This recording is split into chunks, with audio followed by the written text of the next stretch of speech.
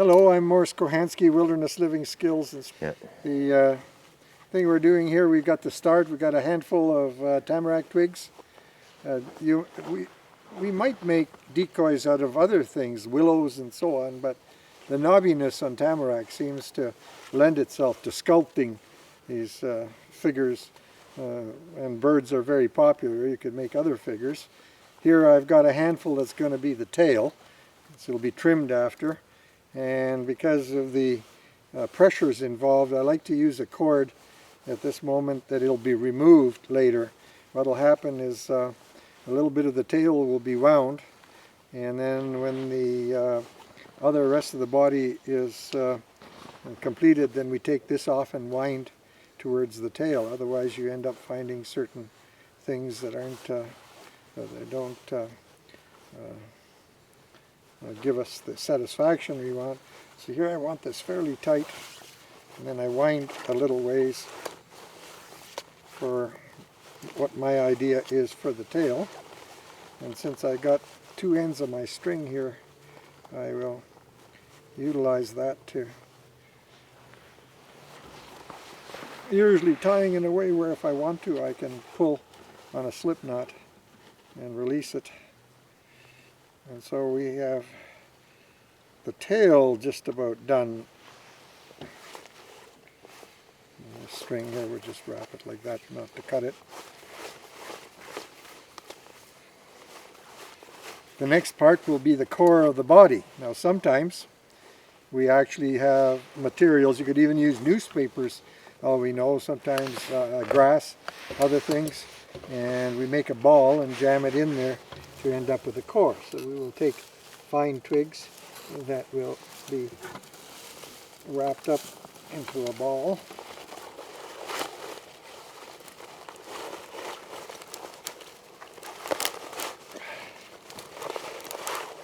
And it may not be spherical, it might be more shaped like a chicken's egg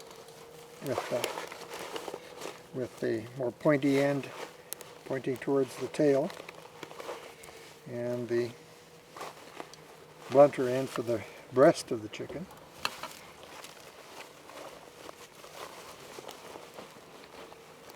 And sometimes it's more manageable to use something like cattail, that you can wind it more precisely.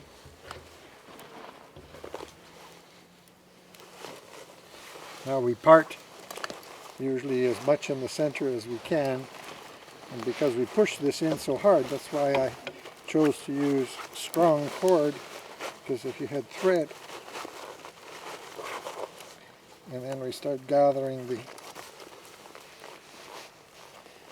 when you look at things for their regularity, at a certain point you decide which way the neck will go up.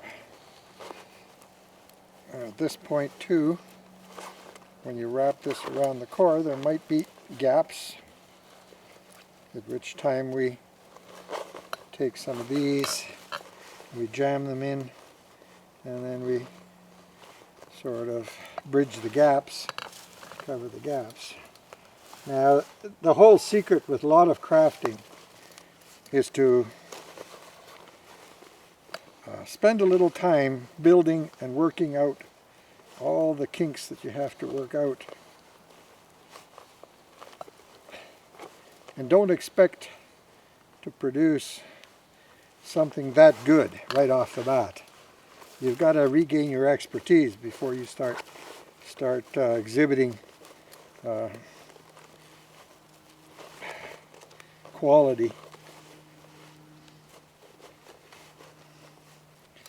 And so here I might be looking, the neck goes up a little. There, I could have maybe used a bigger core, maybe. And I think at this point you could actually wrap. Now we will have to start the business of wrapping. We have a spool of strong thread.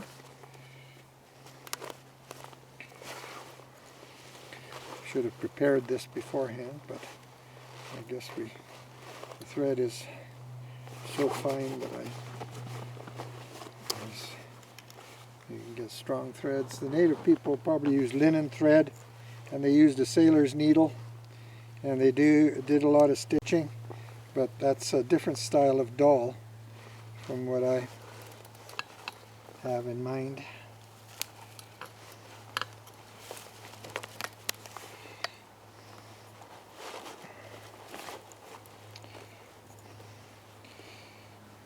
The anchoring the end of the string is a big challenge here, so I'm gonna have to wind this on a, you might develop your own techniques.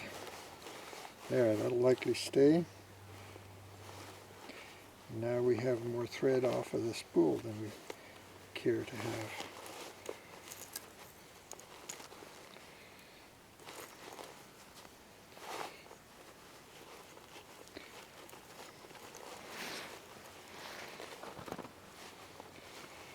And even at that, I'll have to be careful not to break the string.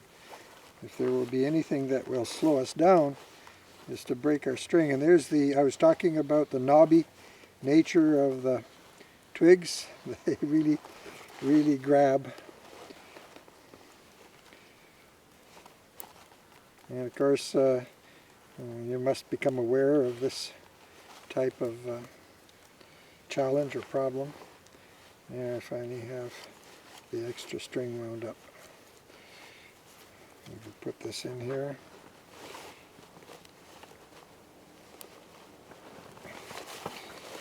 And at this point we start winding with the string, being careful not to,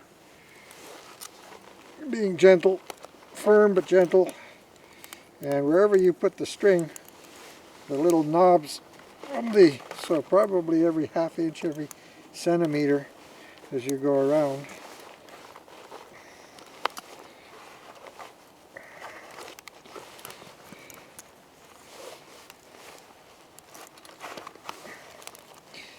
Now if you're using willows, you have a lot of problem with the string wanting to slip down, but you don't have that problem as much with the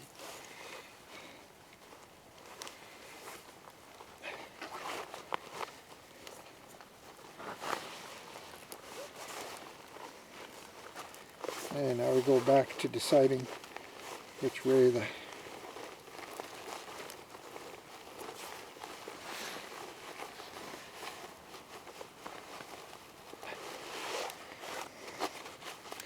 there'll be little bits that are sticking out. They get trimmed off later. I have not done this in a long time, so as a result, out of these little things.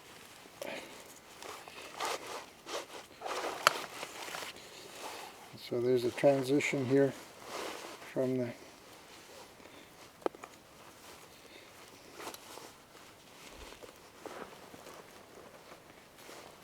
body to the neck. Once we get that established,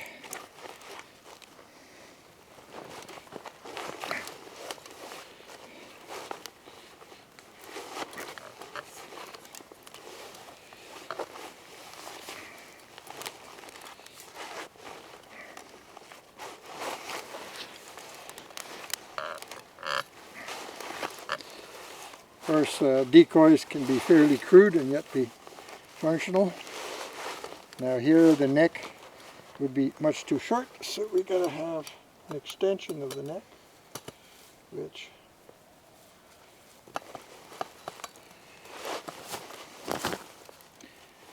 we spread the neck that is already here.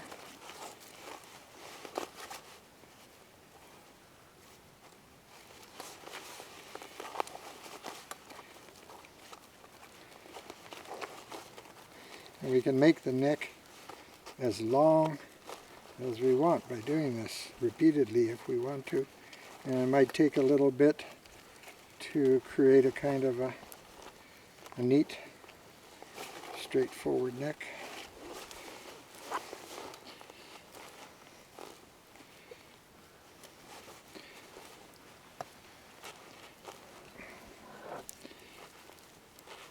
So we continue winding.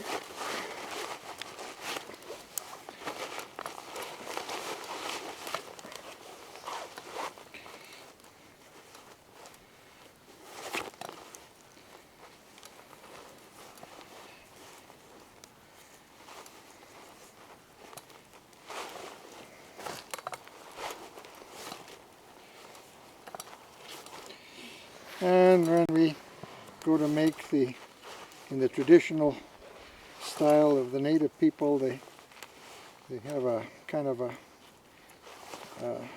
way of making the cheek patch or the eye of the Canada goose. You take a certain amount of this bundle, half perhaps, and half will become the thicker, maybe 2/3 thicker, looking back over the shoulder. That will be the lower part.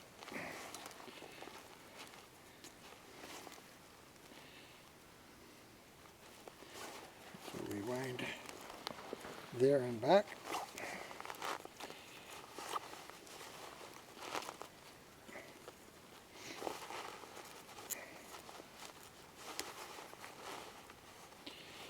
And when that is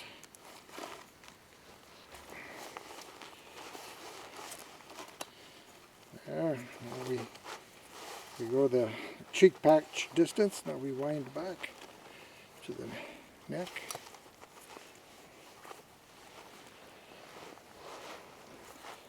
Got too much string off the spool.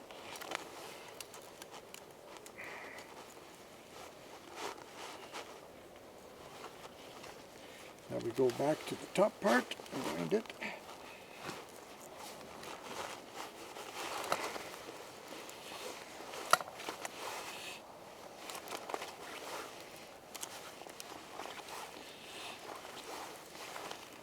And then we get that down. And this gets shaped out. And wind the two together.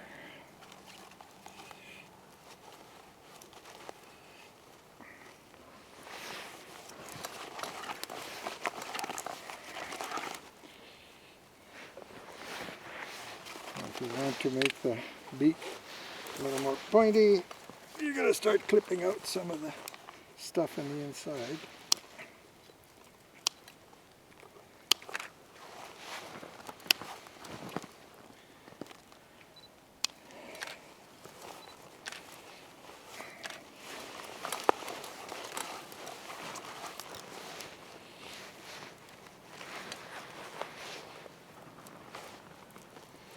How long is the beak? Well, yeah, has to be your judgment. Now we have to tie it so we feel it won't unravel on us.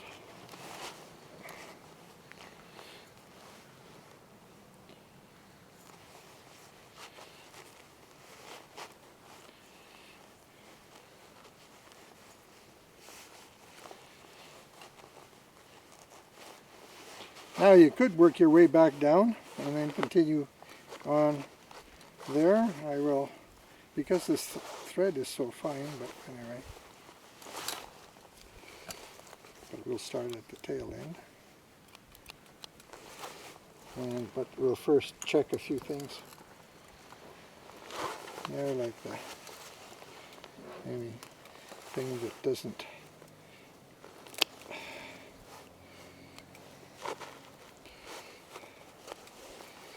anything there. Now a person might complete this and put repairs on. This thread is so fine you could actually wind on top of what is there, but we won't worry about that so much. And now we have to anchor the end of our string again.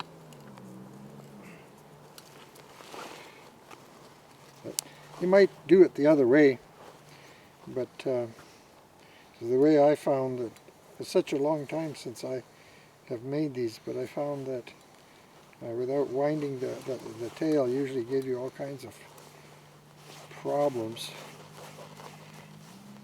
if you didn't tie it the way I did here with a stronger string and then come back. And now the native people would tie it with a fairly heavy string, and then using a sailor's needle they would use finer string and then remove the heavy cord after they had completed the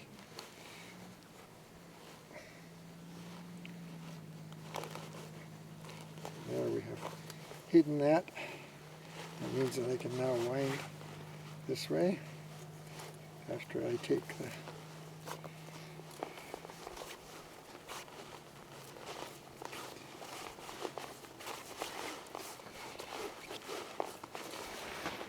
binding off.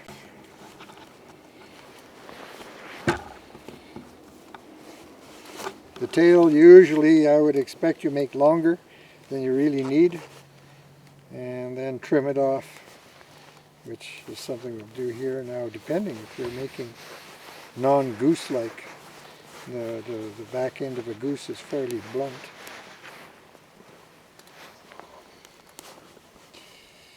The universal jam knot that holds so well.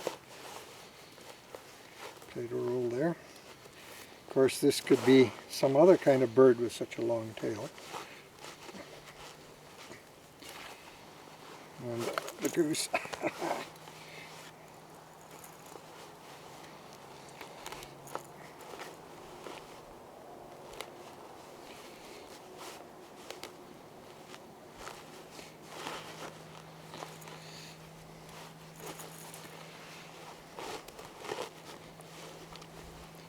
My spool went and fell down.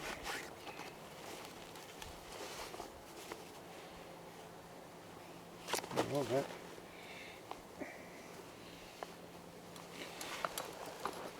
I didn't do as good a job of anchoring. I should have.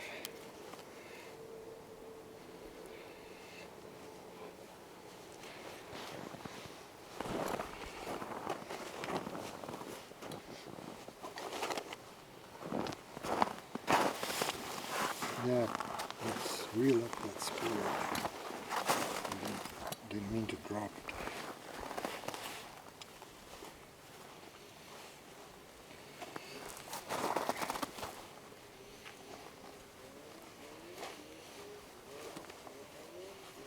Okay, I've got it doubled here for you.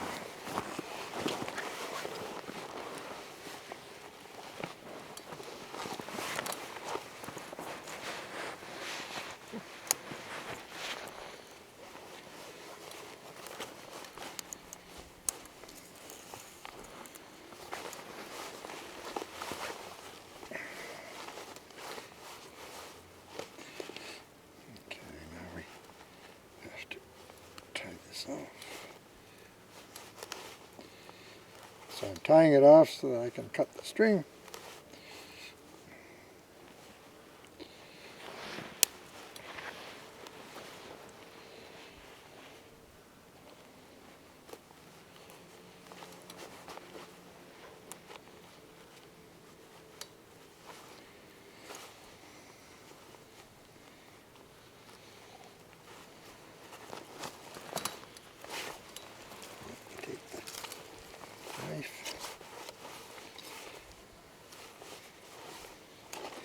And we cut this.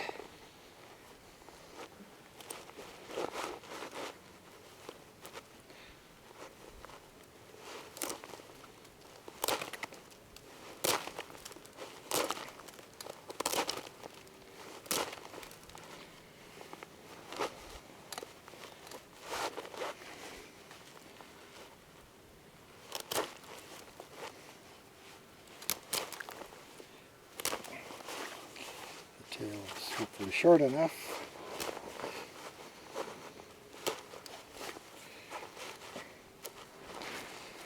Again, the fuzzies get clipped off wherever, and we look for 3 sticks. Make the long legs or the sitting situation.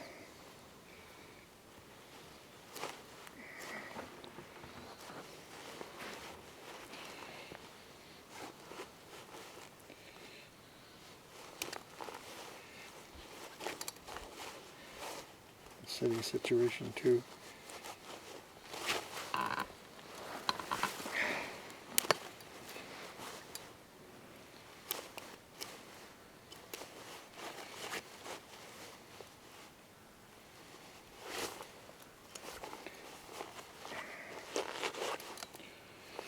That keeps the goose from rolling.